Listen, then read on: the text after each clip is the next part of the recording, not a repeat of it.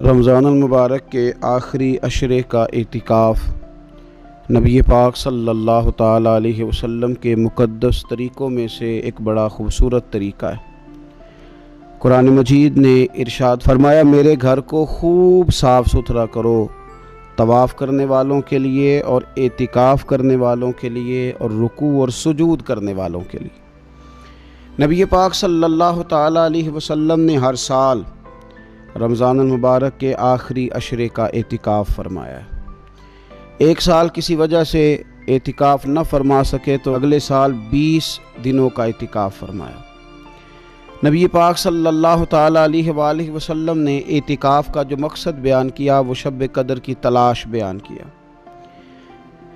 اعتکاف سے مراد یہ ہے کہ انسان سارا کچھ چھوڑ چھاڑ کے اللہ تعالیٰ کے گھر میں اس کی عبادت کے لیے، اس کو راضی کرنے کے لیے بیٹھ جائے، اور 10 دن جب وہ مسجد شریف میں حاضر رہتا ہے تو حضور صلی اللہ تعالیٰ علیہ وسلم فرماتے ہیں اللہ تعالیٰ اسے 2 حج اور 2 عمرے کا ثواب عطا کرتا ہے۔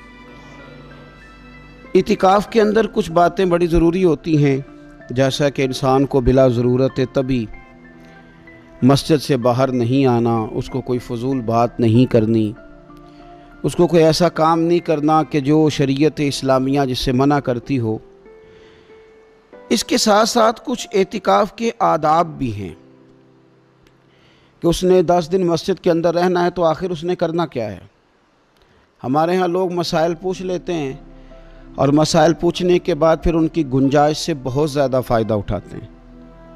اس میں کوئی شک نہیں ہے کہ باہر سے آنے جانے والے آدمی کے ساتھ آپ گفتگو کر سکتے ہیں، ضرورت کے تحت آپ ٹیلی فون پر بھی بات کر سکتے ہیں، لیکن اس کو اگر آپ نے یہی کام کرنا تھا اور بہت زیادہ وقت اسی پر ضائع کرنا تھا تو پھر تو آپ پہلے سے باہر موجود تھے۔ اعتکاف میں آنے کا مقصود تو اللہ کی عبادت ہے۔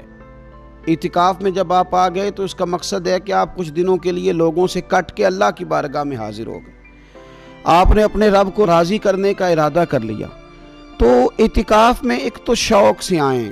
ہمارے علماء نے لکھا ہے کہ زندگی میں ایک بار تو اعتکاف کاری لینا چاہیے، اس پر توجہ ہو ہی جانی چاہیے۔ وقت ملنا تو زندگی میں پراپر طریقے سے تو بڑا مشکل ہوتا ہے، لیکن وقت نکال کے اعتکاف میں ایک دفعہ تو زندگی میں آ ہی جانا چاہیے، اور کسی کو ہر سال موقع مل جائے تو پھر تو کیا ہی بات۔ تو اعتکاف کے اندر جو کام ہم نے کرنے ان میں سب سے زیادہ اور سب سے پیارا کام یہ ہے کہ کثرت کے ساتھ قرآن پاک کی تلاوت کریں۔ نبی پاک صلی اللہ تعالیٰ علیہ وآلہ وسلم رمضان المبارک میں قرآن پاک کا دور فرماتے تھے حضرت جبریل امین علیہ السلام کے ساتھ، اور جس سال حضور کا وصال ظاہری ہوا اس سال حضور فرماتے ہیں 2 مرتبہ قرآن پاک کا دور کیا۔ 2 دفعہ حضور نے حضرت جبریل امین کو قرآن شریف سنایا اور 2 دفعہ انہوں نے نبی پاک صلی اللہ علیہ وسلم کو سنایا۔ تو بہت کثرت کے ساتھ قرآن پاک کی تلاوت کی جائے۔ ایک پہلو اور بھی ہے اس کا، اس پر بھی آپ توجہ کریں گے۔ قرآن مجید کو پڑھنا بھی ضروری ہوتا ہے اور صحیح پڑھنا سب سے زیادہ ضروری ہوتا ہے۔ تو اگر آپ کسی ایسی مسجد میں تشریف فرما ہیں جہاں آپ کے لیے بندوبست کیا گیا ہے تو کوشش کریں کہ وہاں قاری صاحب سے، عالم صاحب سے، امام صاحب سے آپ قرآن مجید کو سیکھیں، اور کوئی زیادہ مشکل نہیں ہے۔ پورے 10 دن آپ موجود ہیں، اور اگر آپ 10 دن پوری توجہ کے ساتھ قرآن مجید کے مخارج پہ لگائیں گے تو امید ہے کہ بہت حد تک آپ کو قرآن مجید سمجھنے میں، پڑھنے میں آسانی ہونے لگی۔ دوسرا، اعتکاف میں جب آپ موجود ہیں تو آپ کو کوشش کرنی ہے کہ آپ محاسبہ نفس پر توجہ دیں۔ آپ اپنے اوپر غور کریں، زندگی میں کون سی ایسی غلطیاں ہیں جو جان نہیں چھوڑ رہی، ان کی کس طرح کر کے اصلاح کی جا سکتی ہے۔ کون سے ایسے کام ہیں جو میں کرتا ہوں تو اس غلطی میں زیادہ مبتلا ہو جاتا ہوں، اور کون سی ایسے کام ہیں، کون سی ایسی جگہ ہیں جہاں میں جاتا ہوں تو میرا ان غلطیوں سے نکلنے میں مجھے وہ جگہیں اور وہ کام مددگار ہوتے ہیں۔ تو اپنے محاسبہ نفس پر توجہ دی جائے۔ اعتکاف کے 10 دنوں میں موقع ملتا ہے انسان کو اپنے لیے سوچنے کا۔ حضرت مجدد الفسانی شیخ احمد فاروق سرہندی رحمۃ اللہ تعالی علیہ سے کسی نے پوچھا تھا کہ دنیا میں خوش نصیب شخص کون ہوتا ہے، تو فرمایا جسے دید قصور حاصل ہوتی ہے۔ حضور دید قصور کیا ہوتا ہے؟ فرمایا جسے اپنی غلطیاں نظر آنی شروع ہو جائیں۔ جب اللہ تعالیٰ کسی کے ساتھ بھلائی کا ارادہ کرتا ہے تو اس کی کمزوریاں، اس کی غلطیاں اس کے سامنے لاتا ہے تاکہ اسے اصلاح کا موقع ملے، اور جب ایسا نہیں ہوتا تو پھر تو لوگ جب غلطی مانیں گے ہی نہیں تو اصلاح کیسے ہوگی؟ تو اعتکاف کے 10 دنوں میں محاسبہ نفس پر خاص توجہ دیں، اپنی زندگی میں اپنا حساب کریں، اپنا حساب۔ اور جناب عمر فاروق رضی اللہ تعالیٰ عنہ کی وہ روایت ہمیں بتاتی ہے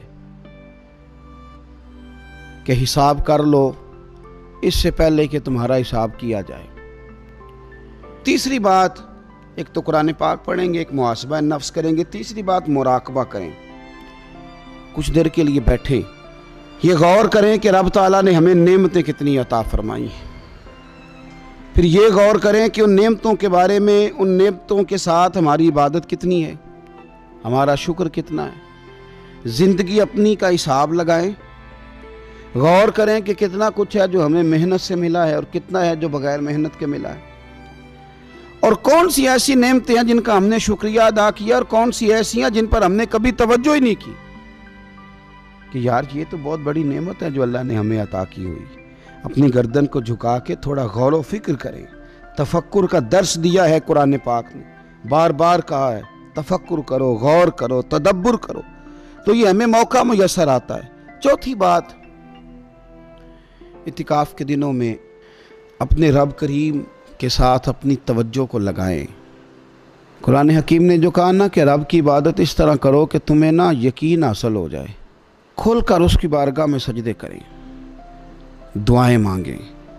ہمارے صوفیہ فرماتے ہیں کہ ایک وقت آتا ہے کہ انسان کو خود اطمینان قلبی نصیب ہو جاتا ہے، اسے محسوس ہوتا ہے کہ واقعی میرا رب مجھ سے راضی ہے، اسے محسوس ہونے لگتا ہے کہ میں اپنے مالک کے قریب چلا گیا ہوں۔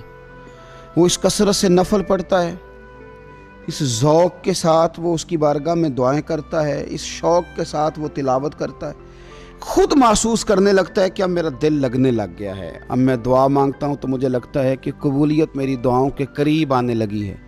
اللہ نے ہمیں یہ موقع دیا ہے کہ ہم خوب اس پر توجہ کریں۔ پانچویں بات اعتکاف والوں کی خدمت میں یہ عرض کرنی ہے کہ پورے 10 دن ہمارے پاس موجود ہوں گے اور ہم نے مسجد میں ہونا ہے، تو کیوں نہ ایسا کریں کہ از اول تا آخر، صبح سے شام تک ہم ہر وہی کام اسی طریقے سے کرنے کی کوشش کریں جو طریقہ ہمیں رسول پاک نے عطا فرمایا۔